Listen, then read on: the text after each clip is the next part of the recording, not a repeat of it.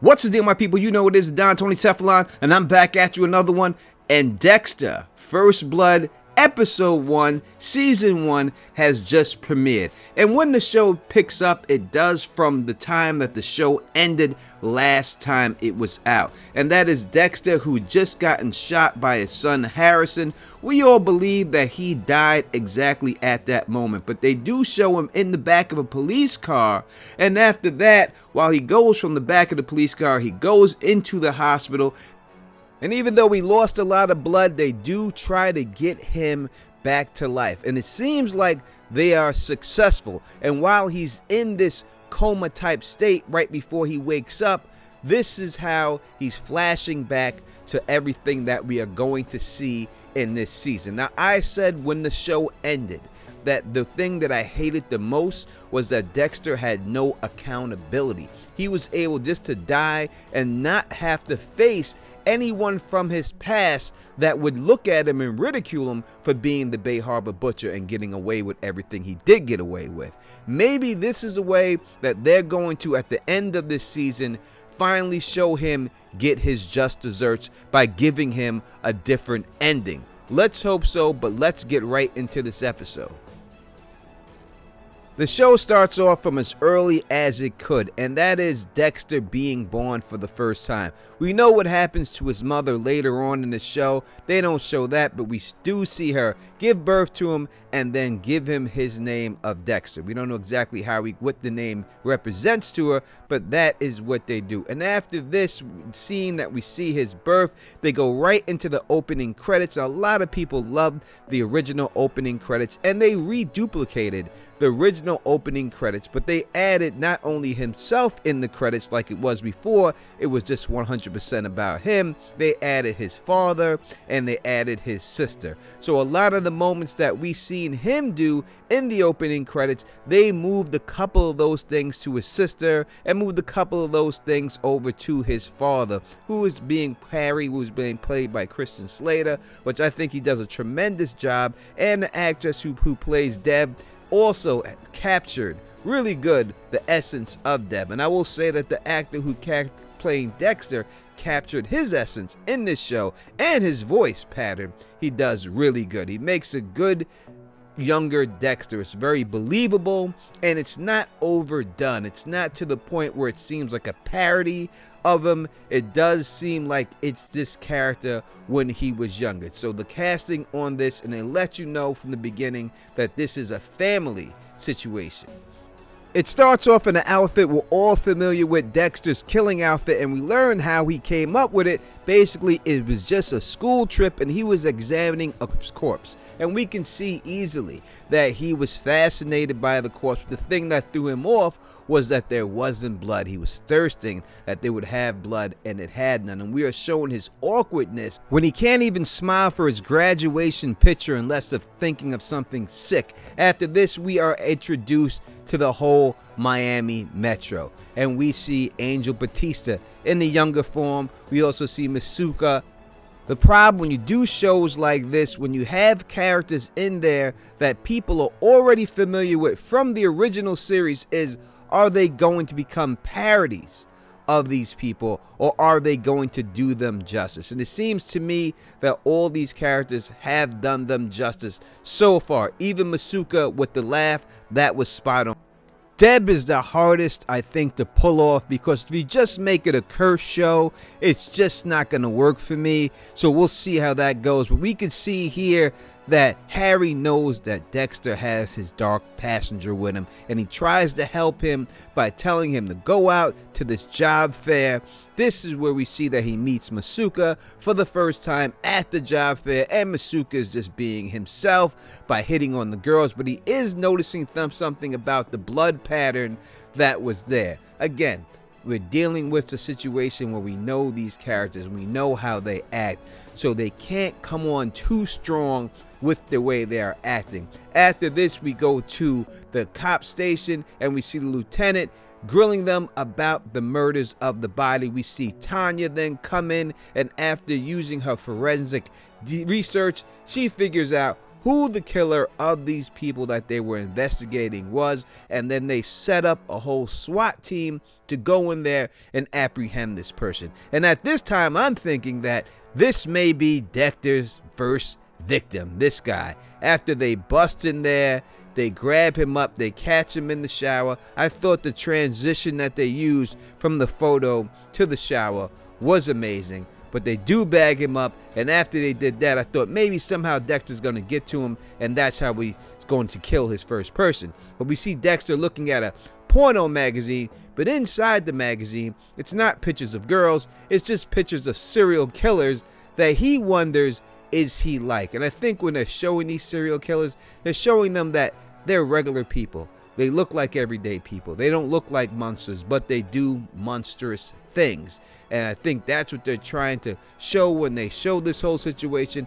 While he's watching this, Deb comes in there and she wants to go to a party.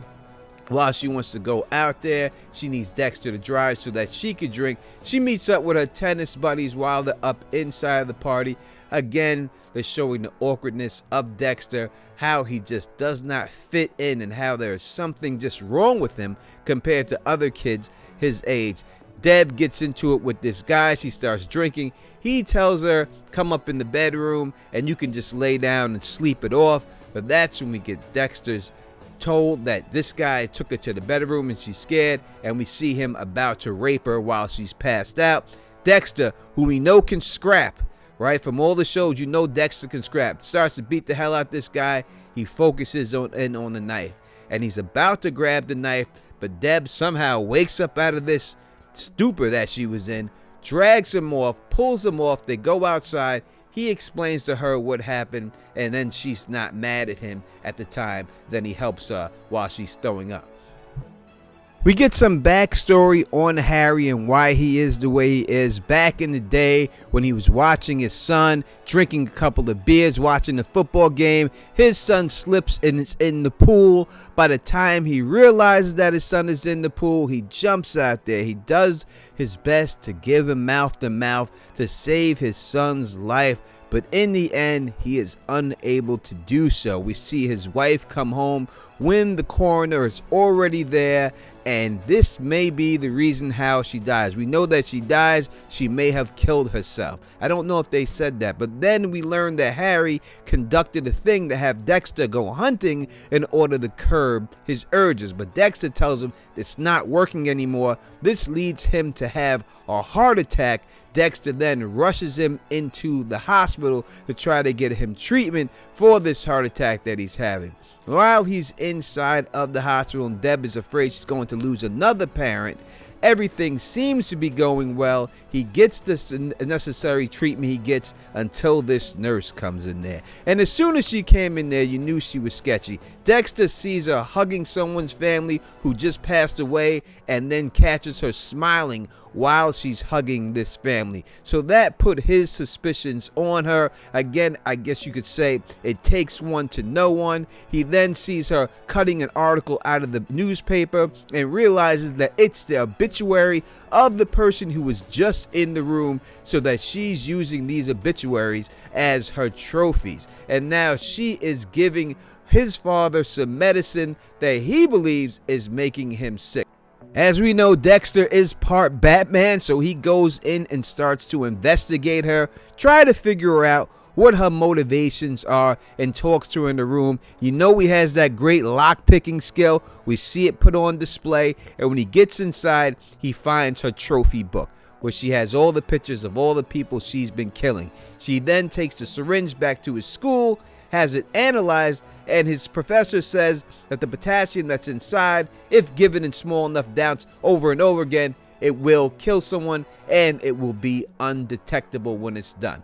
So then when she's in the room with his father, he whispers to his father everything that he found out about her and that she's the reason why he's staying sick.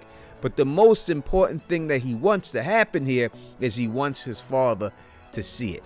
He wants his father to see in her eyes that she really is making him sick and she is a serial killer. And his father does do that and basically gives him the okay to go and kill this chick. He sets up his first ever kill room, and it's a little messy, a little sloppy.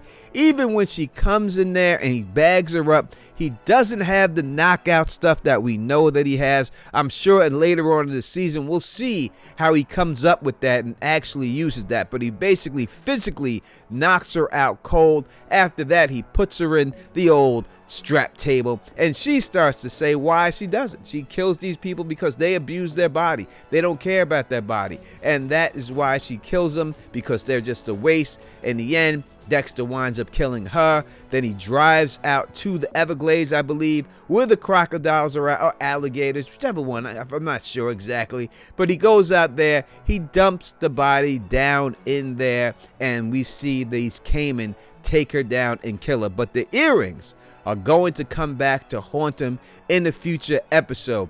After that, we see Dexter at his house, and Tanya comes and offers him an intern position because of the work that he did on the blood splatter at the job fair. You see Deb, Harry's better, and Dexter takes this moment as pride, like he did the right thing and he's on the right path, and Harry knows that he's not. And we see Dexter first day on The Office. I think that it was a great opening episode. You tell me what you think in the comment section.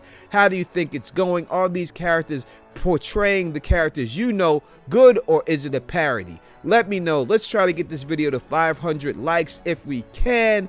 Please subscribe to the channel. It really would help. We're almost at 100,000. Let's try to get there, and join me on the call-in live stream later on this week so you can tell me what you think. And if you like the way I do this, again, thumbs up this, spread this across the realm, and of course, subscribe. And until next time, you know who it is. Peace and stay sexy.